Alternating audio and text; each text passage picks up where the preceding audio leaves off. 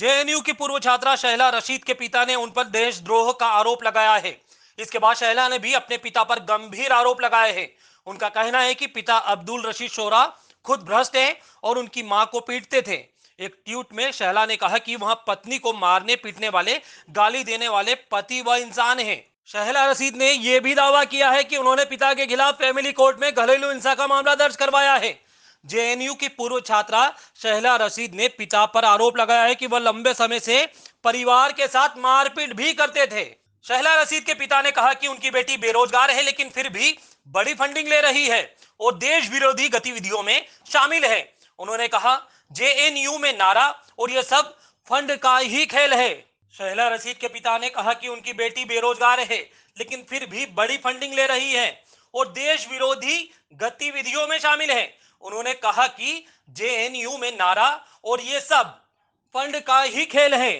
वहीं उन्होंने कहा कि राशिद इंजीनियर के लेक्चर को दिलवाने की कोई जरूरत नहीं थी।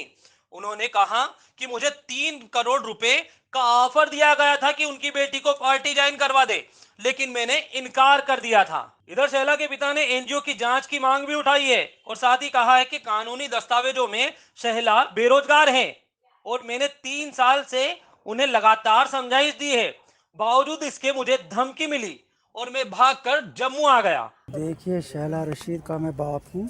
आपको पता है कि वो 2017 में कूद गई है कश्मीर पॉलिटिक्स में शहला रशीद, और ये अचानक एक सरप्राइज़ एलिमेंट था मेरे लिए।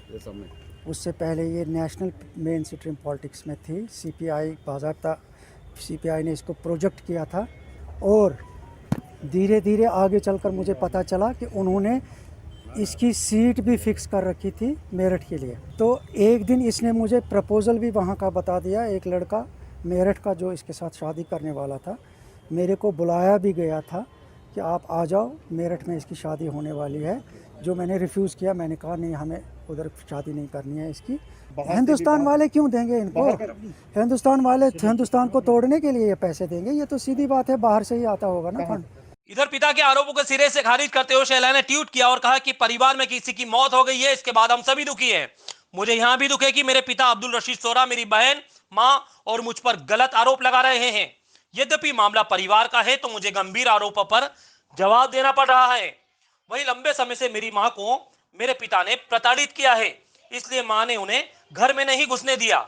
यह सब उसी की प्रतिक्रिया है। शहला ने ट्वीट में लिखा कि मेरी मां ने सब बर्दाश्त किया, परिवार की इज्जत के लिए वहां चुप भी रही। अब हमने शारीरिक और मानसिक प्रताड़ना के खिलाफ बोलना शुरू कर दिया है। मैंने सितंबर में भी एक एफआईआर दर्ज करवाई थी। मैं सबसे निवेदन करती हूं कि उनकी बातों को गंभीरता से ना ले।